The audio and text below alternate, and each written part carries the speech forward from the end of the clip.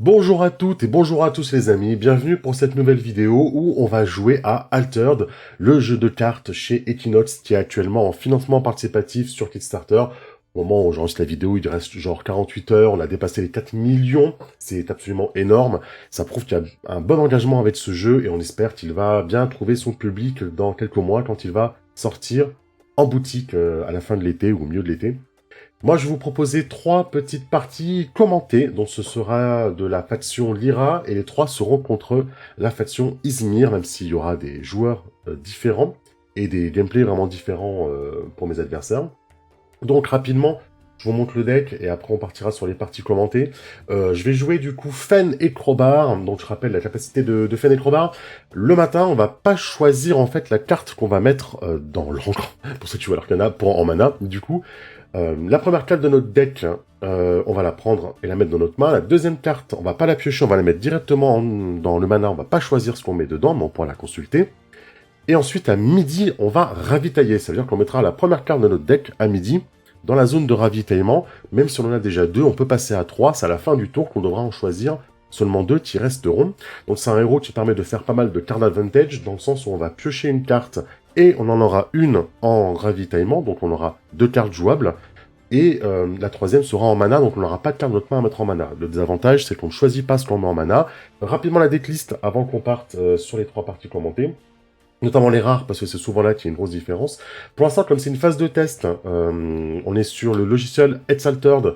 On fait des gros remerciements à la personne derrière, parce que c'est un énorme taf de pouvoir jouer gratuitement avec les cartes révélées d'Altered, alors que le jeu n'est même pas encore sorti en physique. Donc bravo à cette personne, dont j'ai perdu le pseudo, mais je vous le mettrai évidemment en description. Donc les cartes rares pour l'instant que j'ai mis, pour le test, elles sont toutes en x3 pour le test. Je suis plutôt du style à mettre souvent des cartes en x2.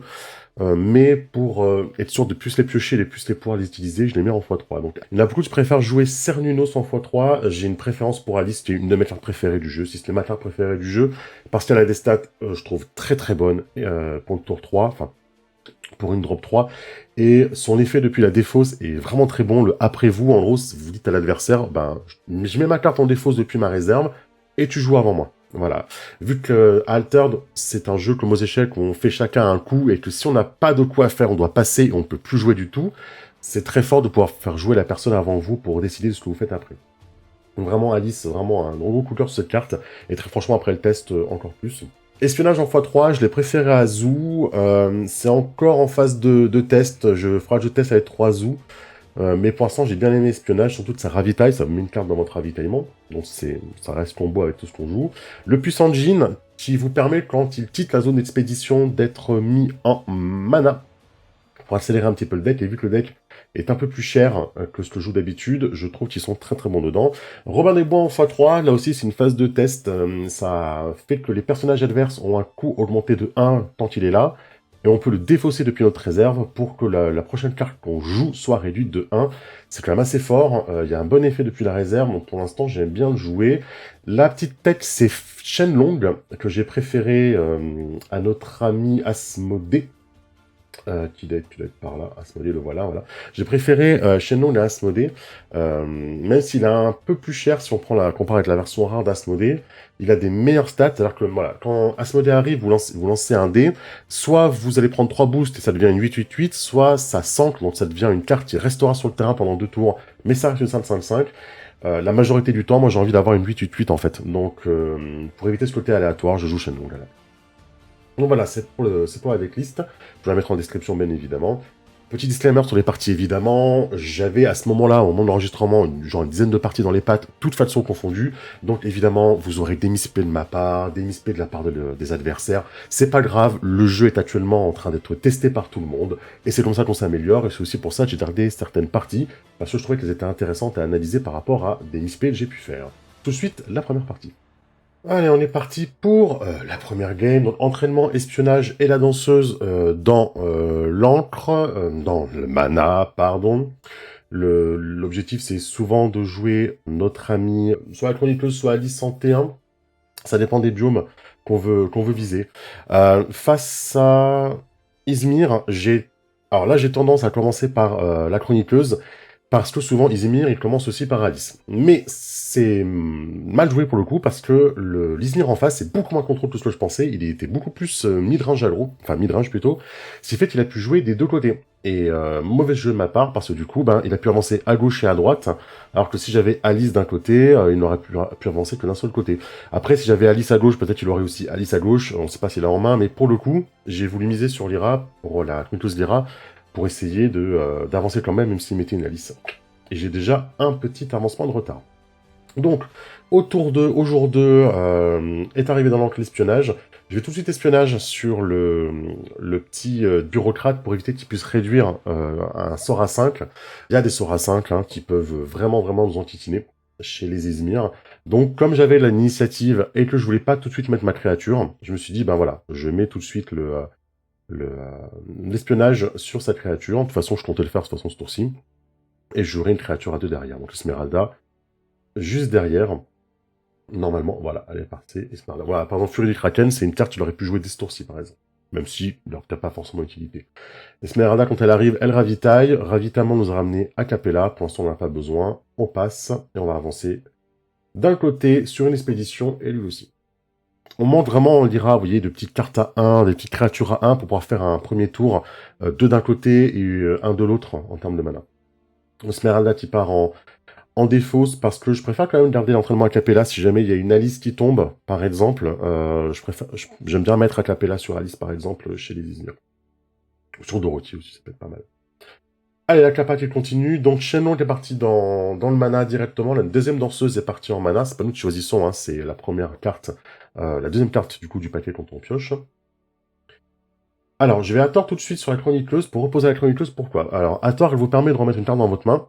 Et j'ai préféré faire ça pour éviter de me prendre un zoo qui m'enverrait la chroniqueuse directement, du coup, en défausse. Et donc, directement, voilà, c'est exactement ce qui s'est passé. Il a zoo, du coup, sur ma chroniqueuse. Comme la chroniqueuse serait venue de la réserve directement, le zoo l'aurait envoyé, non pas en réserve, mais en défausse. Vu qu'elle était fugace, en le remontant en main, ça m'a permis de la poser, et au pire des cas, s'il me l'a géré, m'a la renvoyé en réserve et pas en défausse.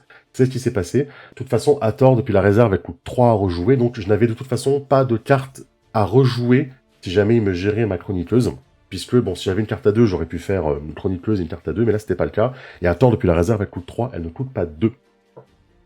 Obligé de passer, du coup, ça me met un peu en difficulté dans tous les cas. On n'a pas eu encore les jeans qui permettent d'accélérer en mana. Du coup, effectivement, on se retrouve avec pas mal de cartes à 3 et à pas pouvoir toutes les jouer. Lui, il peut poser une Alice de son côté.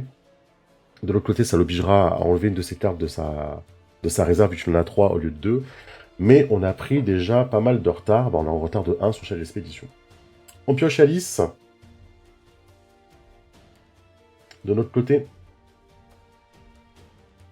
on a la prison de peinture qui nous permet, en défaussant une carte de notre réserve, de la payer 2 de moins, ce qui est très fort, et vu qu'on a pas mal de cartes qui viennent en réserve tous les tours, c'est plutôt bien. Shenlong qui arrive. Shenlong contre le Kraken, c'est pas bon. Son Kraken, là, son sort à 5 me gère mon Shenron à 6, donc pour l'instant, c'est pas le moment de le poser. On va relancer la Chronicleuse Lyra, on a un tour, on peut jouer 2 cartes à 3. Et le jeu a beaucoup de cartes à 3 et de très bonnes cartes à 3. Hein. La chroniqueuse Alice, par exemple, c'est des très bonnes cartes à 3. La danseuse peut être aussi très bien pour envoyer une carte directement dans la défausse et pas dans la réserve. Je sais plus ce que je fais à ce tour-ci, mais voilà. Il m'oppose Alice. C'est ce premier tour-là que je veux gérer avec la chroniqueuse. Je pose moi aussi Alice de l'autre côté. Si au pire des cas il me l'envoie en réserve, ça m'arrange parce qu'après je pourrais faire le après-goût, son effet que j'aime bien. Et la chroniqueuse, elle va de toute façon dans la défausse, donc je me retrouve juste avec une carte en réserve à gérer, vu que je peux en avoir que 2 à la fin du tour. Et c'est la Capella qui part, parce qu'il joue pas beaucoup de créatures. Là, avoir une menace constante aussi du Shenlong, c'est pas mal par rapport à son sort de Kraken. Voilà le Djinn, qui part directement en réserve. On a pioché la 3e Alice, pour le coup. A voir si je vais jouer le Djinn ce tour-ci. Donc là, j'ai 7 de mana. 7 de mana, ça permet de jouer 2 cartes à 3. J'en ai beaucoup dans la main. Le Djinn part direct parce qu'en fait, le Djinn, il matche bien. Il fait il conteste bien les 2 biomes qu'il veut gagner à gauche. Il veut gagner en vert et en marron. Il veut gagner en plante et en montagne, je sais pas comment vous dites.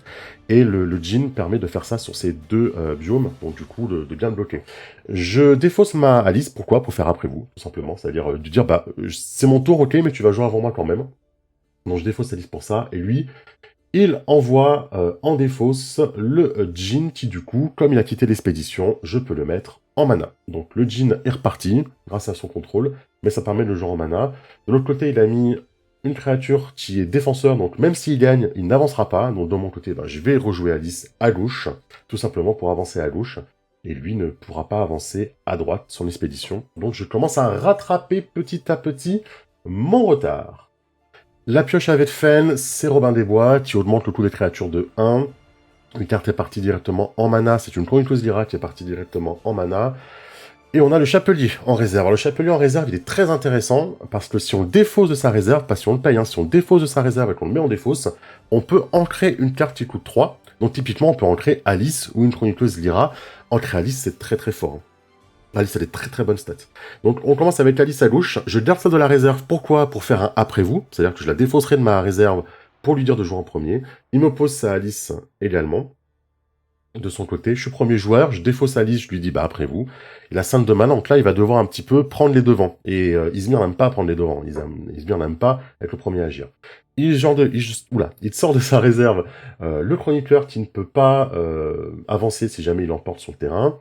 J'hésite avec le Fenlong, donc il me reste 6 de mana, je peux jouer plus qu'une carte avec tout ce que j'ai. Donc je décide de jouer le Fenlong à gauche pour m'assurer de passer. Parce que sinon, on est laïté sur Alice contre Alice, donc je vais essayer de jouer le Fenlong, et s'il me le gère, de toute façon, après, je peux toujours ancrer avec, voilà, ce que je vais faire. Avant que le tour soit fini, j'utilise le Chapelier pour ancrer Alice. Alice restera du coup un tour de plus. Donc, au pire des cas, s'il me gérait mon Fenlong, Alice resterait sur le terrain, comme c'est le cas actuellement, et j'aurais pas avancé, c'est pas grave, mais lui non plus. Donc là, on a même commencé à prendre l'avantage, on est en retard sur les deux côtés, sur les expéditions maintenant, on est même en avance sur lui, on peut gagner ce tour-ci. Alice est toujours là, il peut m'opposer sa Alice, lui, mais ça va lui coûter 3 de mana pour le faire. On pioche un puissant Jin, c'est un petit peu tard, mais c'est pas grave. Il m'oppose Alice contre Alice, je vais choisir de jouer, on va voir ce que je vais jouer. Là, on a le choix avec 10 de mana, on est quand même pas mal.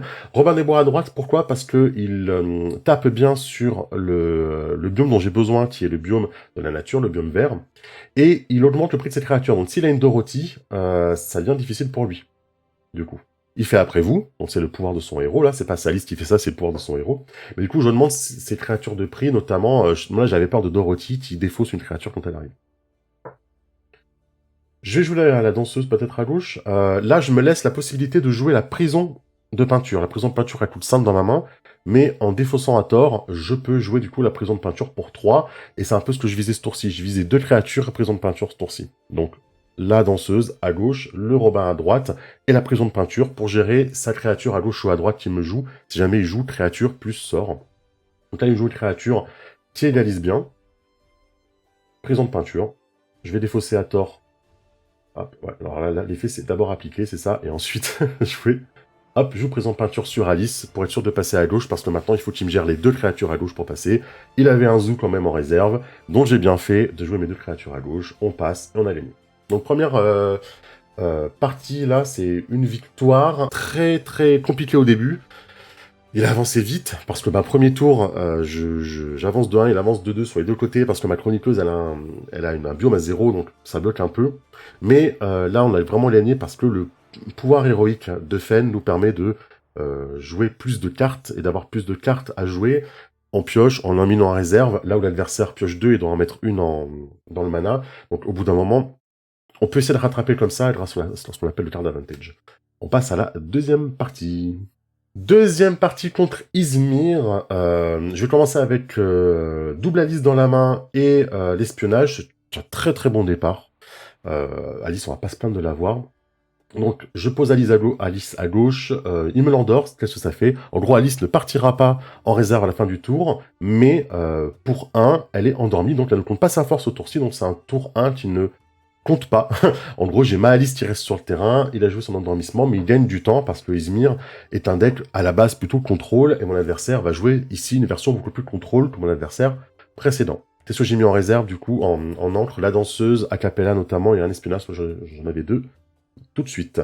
On pioche la croupière, on a en réserve le Fenlong. Alors c'est Fenlong, Shenlong, je sais jamais, c'est Fenlong, mais j'appelle Shenlong à cause de Dragon Ball. On a le dragon, du coup, dans la réserve. Tour 4, on peut poser une croupière. De toute façon, on peut pas jouer de cartes ce tour-ci. On a une Alice à gauche qui peut nous permettre d'avancer. On peut mettre une Alice à gauche ou tenter la croupière. La croupière, je la tente. J'espérais vraiment piocher, parce que si une carte partait en réserve avec la croupière, j'allais avoir trop de cartes en réserve. Et je m'attendais à ce qu'il me gère une des deux cartes des deux côtés, donc c'est ce qu'il a fait, il a géré Alice. Donc ça me permet de ne pas avoir trop de cartes en réserve. Donc j'espérais vraiment piocher avec la croupière et pas mettre en réserve. J'ai voulu être mana efficient, c'est-à-dire dépenser tout mon mana ce tour-ci. J'aurais peut-être dû plutôt Alice à droite, plutôt que croupière, parce que c'était un peu risqué pour ma réserve, à la réflexion. Allez, au jour 3, j'ai avancé d'une expédition sur la droite, il me fait après vous, donc il est premier joueur, il dit non, le pouvoir de mon héros, tu avances avant moi. J'ai une croupière et une prison de peinture qui sont partis en mana, donc je ne piocherai pas ces cartes-là parce qu'elles sont parties en mana. Ce tour-ci, j'ai choisi de jouer Robin, même si je risquais de partir en réserve avec beaucoup de cartes en réserve. Pourquoi? Parce que j'ai Hathor dans ma réserve qui me permet de remonter une carte en main, c'est certainement ce que je vais devoir faire. Et je pose Robin parce que c'est le tour de Dorothy. Comme il joue un dé de contrôle, il a certainement Dorothy au tour 5. Donc, si je pose une créature et qu'il me Dorothy, qui me l'envoie en réserve, hop, je vais arrêter là. Et ben du coup, il a joué sa Dorothy, il gagne sur un côté, moi j'ai plus de créature, et donc il a avancé de 1, il m'a géré ma créature, et moi j'avance pas. Donc ce tour-ci, j'ai joué Robin pour augmenter son coût de 1, et donc s'il avait une Dorothy en main, il pouvait pas la jouer, et donc pas me gérer ma créature comme ça. Lui il joue une Baba Yaga, normalement à ce moment-là, je dois faire Hathor, donc défausser Hathor pour me remonter une carte en main, pour pas avoir trop de cartes en réserve, et pas défausser gratuitement. Et c'est le tour, je crois, où je passe et où j'oublie de le faire. Voilà. Alors que juste avant, j'avais bien mis mon curseur dessus pour y penser. Et j'oublie de le faire, donc énorme misplay de ma part. J'oublie de remonter une carte avec Hathor, ce qui fait que du coup, je vais devoir défausser une carte de ma défausse pour rien. Et c'est dommage. Donc voilà, surtout que même deux cartes de ma défausse, puisque Robin va partir en défausse. Donc du coup, voilà, je vais avoir deux cartes à défausser. Alors que si j'avais remonté une carte avec Hathor, eh ben, j'aurais eu tout dans ma réserve. Donc voilà, pensez-y les joueurs de Lyra. Hathor, c'est très fort, mais il ne faut pas oublier de faire son effet. Au tour 4, on pioche la prison de peinture. Donc elle me coûtera que 3 si je défausse une carte de ma réserve, n'oubliez pas, c'est comme tout à l'heure. J'ai 6 de mana, hop, une chroniqueuse qui arrive. Avec 6 de mana, on peut faire des jolis trucs en Lyra. On peut faire chroniqueuse et Alice, notamment. Chroniqueuse à gauche, peut-être? Oui, chroniqueuse à gauche, du coup, pour essayer de contester un petit peu le biome de l'eau. Le biome bleu à gauche. Il joue sa Alice qui conteste également, donc on est à égalité, personne n'avance pour l'instant à gauche. À ce moment-là, je vais jouer Alice à gauche pour l'obliger à gérer, peut-être, avec 3 à me l'endormir par exemple. Tout de suite, l'un dans l'autre m'arrangerait pour l'avoir au tour prochain. Il décide d'avancer avec la Baba Yaga à droite, il lui reste 1. À ce moment-là, il peut jouer un endormissement pour 1. Il a suite sa réserve qui coûte 3, il a celui-là pour 1. Moi, je vais décider de pas trop jouer avec le feu, d'utiliser Hathor pour remonter Robin des Bois, parce que Robin des Bois peut être une carte très intéressante contre Izmir, notamment pour les démons à 7 là, qui vous font rotuler d'un sur les expéditions. Alice part en réserve, vous savez ce que c'est Alice en réserve, la majorité du temps ça peut être un après-vous, qui peut être très fort, et on met en réserve Acapella, qui est pas excellent contre Izmir. On a pu remonter Robin, ce tour-ci. Là, je joue Alice en premier, c'est certainement un misplay de ma part. Est-ce que je joue Alice? On verra. J'aurais dû jouer Robin en premier, parce que ça, c'est le tour, en fait, où ils peuvent jouer le Saku, le gros démon à 7 qui fait reculer sur une expédition. Et là, le Robin assurait que, du coup, je ne puisse pas jouer en premier. Du coup, bon, après vous, je peux jouer, du coup, je dois jouer 2 fois d'affilée, ce qui laisse tout le loisir de pouvoir jouer tout ce qu'il veut, vu que je n'ai plus de mana, vu qu'il m'a obligé à jouer 2 fois d'affilée. C'est Dorothy qui arrive, c'est ce que je voulais éviter, vous savez, le tour d'avant. Dorothy arrive, mais ça lui coûte 1 de plus à cause de Robin. Donc Dorothy avise Robin, Robin est parti directement en réserve. Robin, c'est vraiment une super carte, hein. Enfin, en tout cas, les joueurs adverses essayent toujours de la gérer, parce qu'elle est assez enquiquinante. Alice, qui est à droite, va partir en défausse parce qu'elle elle est fugace, hein, elle vient de ma réserve. Sa Dorothy, elle repart en réserve, mais elle ne peut pas faire son effet 2 fois. On pioche un puissant Jean, c'est un peu tard le puissant Jean. On va quand même essayer de l'opposer, je pense, mais voilà, c'est un peu tard. On a un Robin qui est parti en mana automatiquement avec le pouvoir du héros.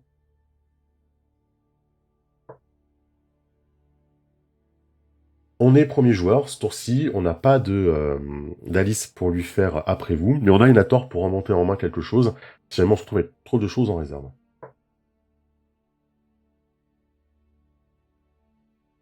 Vu qu'à gauche, l'expédition héroïque, il y a biome de nature et biome de montagne. Il y a très de fortes chances qu'on puisse jouer le Djinn. Je préfère tout de suite lui faire un espionnage sur sa Dorothy pour lui enlever des créatures.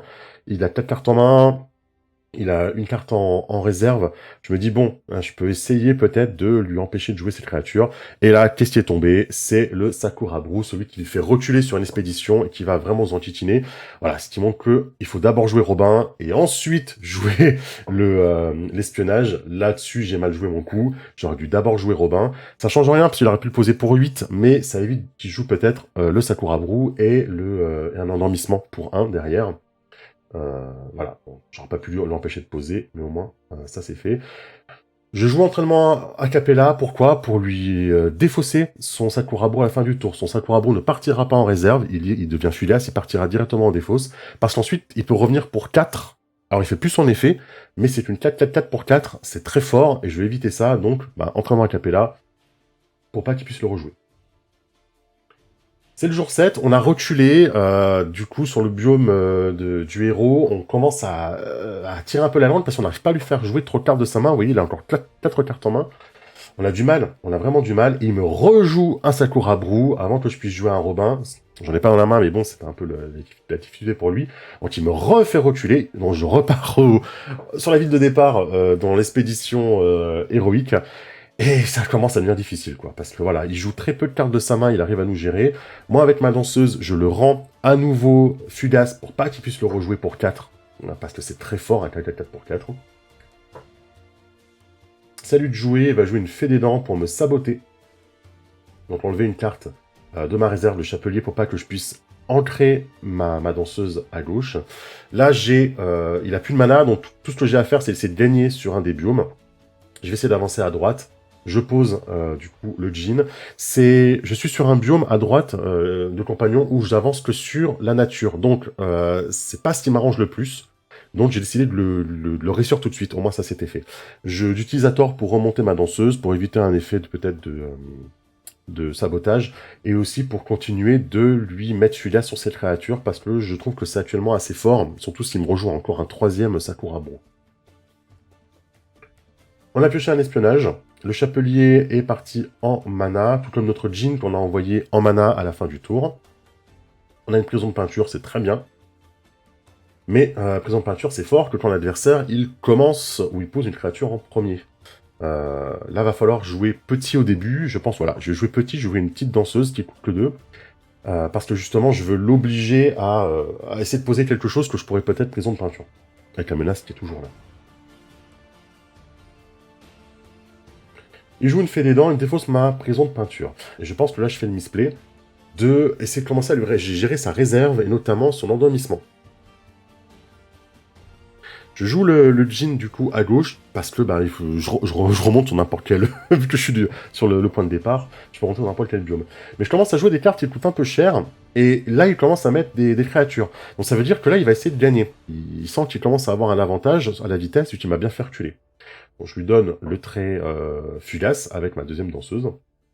Du coup, je fais une pause. Là, je vais arrêter parce que c'est là où je fais, je pense, un énorme misplay qui me fait toute la partie spoiler. À ce moment-là, il a assez de mana pour faire... Voilà, il a assez de mana pour faire l'endormissement. Depuis sa réserve, donc c'est la 3, c'est ce qu'il a fait, il m'a endormi une de mes danseuses. Et ça que je m'en rends compte, il a 2 de mana, il a 2 cartes en main. Si c'est 2 cartes en main, c'est 2 endormissements à 1. Bon, il aura pioché les 3 en 21 cartes, donc il aurait été très doué déjà, ça aurait été un très bon joueur. Mais s'il a les 2 endormissements dans la main qui coûtent 1, il a pile ce qu'il faut pour le jouer, il m'endort mes 2 cartes, et il avance sur les 2 biomes. Spoiler, c'est ce qui s'est passé, et c'est ce qui fait que du coup, j'avais prévu de jouer espionnage ce tour-ci, en fait, dans ma courbe. Mais du coup, je me retrouve à espionner sa petite créature, au lieu d'espionner l'endormissement, et l'endormissement était beaucoup plus une menace, en fait, que sa petite créature, sa petite fée des dents, quoi. Et effectivement, voilà, endormissement, pour 1, il m'endort une créature. Je joue Alice pour lui dire après vous, parce que, voilà, j'ai compris que, à mon avis, c'était mort. On était en vocal, et il me dit, bah, en gros, je les ai eus, quoi. Et effectivement, il m'endort à gauche, il m'endort à 3. Il m'a endormi mes 3 cartes, il avance sur les 2 biomes, et il a gagné. Donc voilà. Donc bon, un tour où j'ai mal joué ma réserve parce que j'ai du coup hop, j'ai du coup oublié de remonter ma carte avec 14, ce qui fait que j'ai dû défausser 2 cartes à la fin du tour. Et ce tour-ci où j'aurais dû commencer par l'espionnage sur son endormissement pour lui enlever des gestions en fait directement et ensuite pouvoir jouer mes cartes. Surtout que ça me mettait une carte en réserve, l'endormissement, l'espionnage me mettait une carte en réserve. C'est dommage d'avoir perdu un petit peu cet avantage-là que j'aurais pu avoir. Donc défaite sur la deuxième, on va passer à la troisième contre Izmir. Troisième partie contre Izmir, hop, je lance le replay. On commence avec Hathor, avec la croupière et avec le djinn. Alors malheureusement, pas de carte à 3, on paie une carte à 2. C'est là que je me dis que j'aimerais vraiment avoir une carte à 1 à jouer tour 1 en Lyra, ça me manque. Le petit agenceur du Khadijir qui arrive à gauche, ce qui veut dire que ça va être un jeu qui va se jouer beaucoup sur je vais jouer des petits sorts pour essayer de le buffer. Donc, potentiellement faire attention à ce genre de choses. Un départ moins gros que ce que j'ai pu avoir à la game 1, j'ai pu avancer lui aussi. Ça m'arrange, là, c'est une configuration qui m'arrange parce que comme j'ai pas mal de cartes à 4 dans la main, j'ai envie effectivement de pas trop prendre de retard dès le début parce que même un Izmir qui joue contrôle, s'il joue une créature à 2, une créature à 1, il peut essayer d'avancer en jouant sur les forces à 0 qu'il y a sur les cartes Lyra. On a beaucoup de forces à 0 sur les cartes Lyra en fait. Donc du coup, l'adversaire peut vite jouer là-dessus. Alors, je joue le djinn à gauche à droite pour commencer à m'accélérer en mana, surtout que c'est un bon biome. À gauche, il me rejoue son danseur et il le buff, il l'ancre, voilà, il l'ancre d'abord, donc il restaure un tour de plus, et en plus, il m'endort à droite, ce qui fait que lui avance une nouvelle fois à gauche. Moi, je n'avance pas parce qu'il m'a endormi mon djinn, qui du coup ne part pas en mana non plus ce tour-ci. Et il a commencé à essayer de maintenir son danseur à gauche, en le buffant, parce qu'il gagne un buff chaque fois qu'il joue un sort.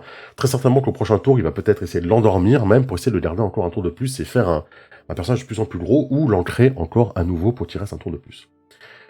Alors, on a pioché la chroniqueuse, on a Robin dans la réserve. Je pense pas que ce soit un tour à créature, ce tour-ci. À mon avis, c'est pas un tour où il aurait joué notre ami Dorothy, donc j'ai préféré jouer mon deuxième djinn pour essayer, peut-être ce tour-ci, d'avoir 2 manas d'accélération. Dorothy, la voilà, elle est en réserve, il l'a eu avec espionnage, hein. Il m'a enlevé, il m'a saboté mon Robin de la réserve pour me le défausser. Ça lui a fait mettre sa Dorothy en réserve. Et moi, de mon côté, voilà, j'ai mes 2 djinns à droite pour essayer d'avancer, même s'il m'en enlève un. Les 2 partiront en mana à la fin du tour. Et il a continué d'ancrer sa créature à gauche, qui est toujours là, un tour de plus, et qui est maintenant une 5-5-5, qui va rester encore un tour de plus. Mes 2 djinns partent en mana, j'ai maintenant 7 de mana, donc je suis plutôt pas mal. J'ai 2 d'avance par rapport à lui. Et on va pouvoir jouer beaucoup plus de cartes ce tour-ci et essayer de mettre un peu plus de pression. Alors, tour au tour, une carte part en mana, maintenant j'en ai 8, Alice part en réserve, donc je pourrais faire un après vous si jamais ça m'arrange.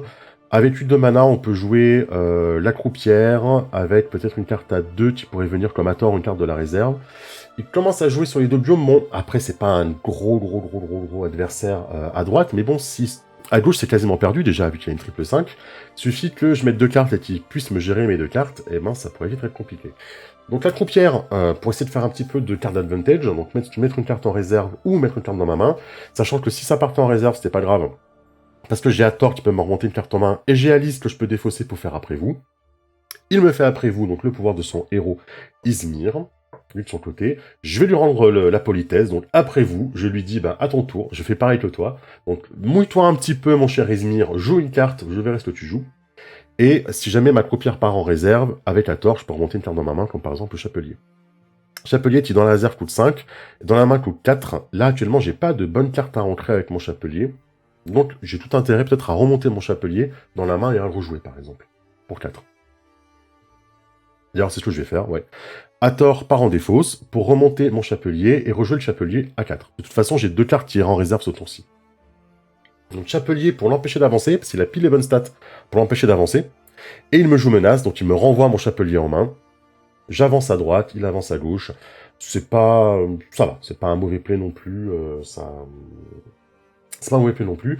Le seul souci, c'est que lui, à droite, il avançait également parce qu'il était sur les 3 biomes.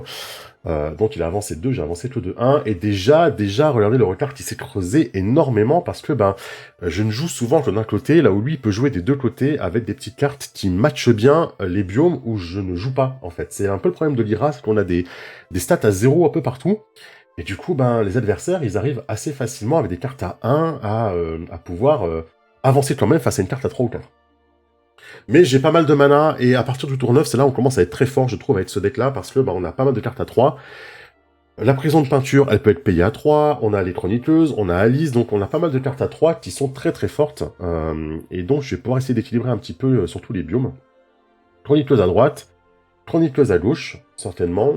Chroniqueuse, c'est pas mal parce que ça me permet d'avancer quand même si lui, il avance avec, avec sa Alice. Là, moi, je match sur les bons biomes par rapport à lui. C'est-à-dire qu'il a besoin d'avancer sur nature et sur eau, et là, je peux avancer sur nature et sur eau également, et en plus, je lui bloque pas mal avec ma chroniqueuse parce que elle a rien en montagne, mais il n'avance pas sur montagne.